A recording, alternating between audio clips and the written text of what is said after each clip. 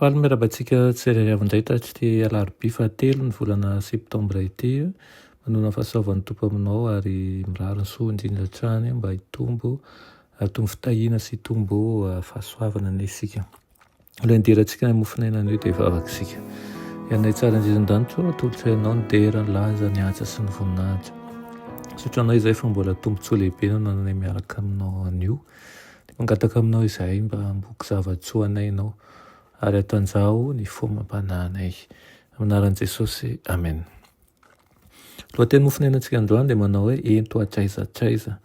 Nalaina Mateo 5:5 manao hoe aoka zavy ao mason'ny olona toy izany koa ny fahazavanareo mba hitan'ny asa soa ataonareo ka ankalazan'ny rainareo izay any an-danitra. Amen. Isy vokany be lavitra mihoatra noho ny toriteny ny asa mivaingana izay ataontsika. Tokony hanome aingana hanina ny noana isika, ampitafy ny mitanjaka ary ampiantrano ny manjenjena. Antsoina koa isika hanao mihoatra noho izany. Ny fitiavan'i Kristy ihany no afaka manome an'izay ilain'ny fanahy.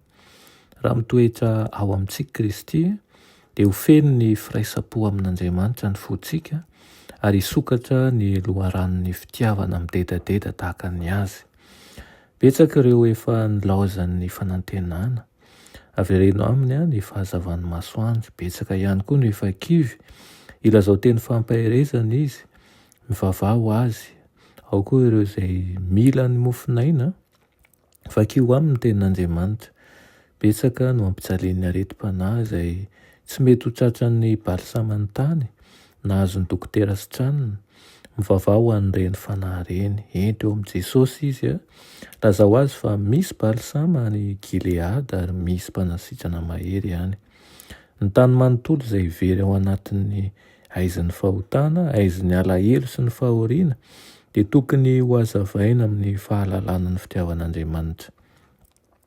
Tsy hanavakavampoko na saranga na sokajy fa natao an'ny olona rehetra ny fampiara-piratan'ny fahazavana avy eo amin'ny seza fiandrianana any an-danitra.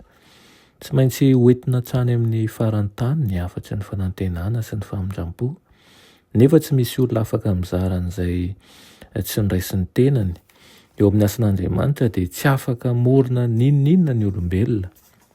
Io ny diloelo mijononoka avy amin'ireo mpitondra hafatra any an-danitra ho amin'ireo fantsona volamena, ho tarihina avy ao amin'ny fitoeran-diolio volamena ho amin'ny fanaovan-jiro ao amin'ny fitoerana masina.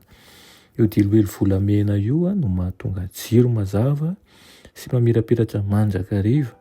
Io ny fitiavan'Andriamanitra mifindra lalandava ao amin'ny olona ka mahatonga azy ho afaka mizara fahazavana.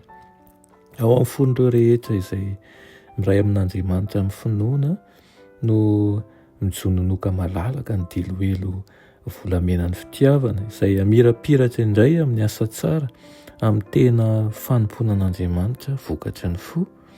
Ary izany mahatonga antsika hitana manjakariva atraizatraiza mba hitonga ilay fahazavana eo mason'ny olona rehetra, ka mba ho fahazavana ho an'ny hafa tokoa ny antom-pisiantsika ary hitarika ny asa hiverina ho amin'ny fahamarinana. Vavaka isika. Ry Tompoandriamanitra eo mbola misaotra anao izany amin'izany tena iteninao izany. Enkany mba ho tanteraka aminao tokoa ka ho fahazavana ho mason'ny hafa izahay, satria ianao no mitoetra ao anatinay tsirairay avy.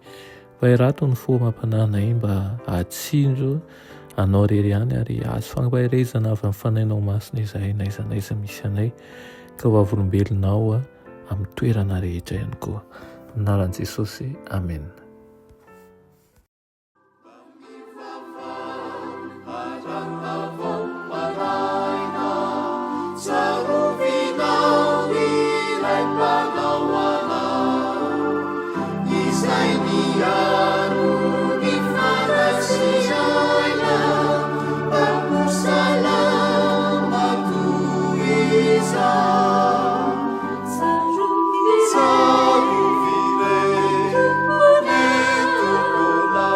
Savior.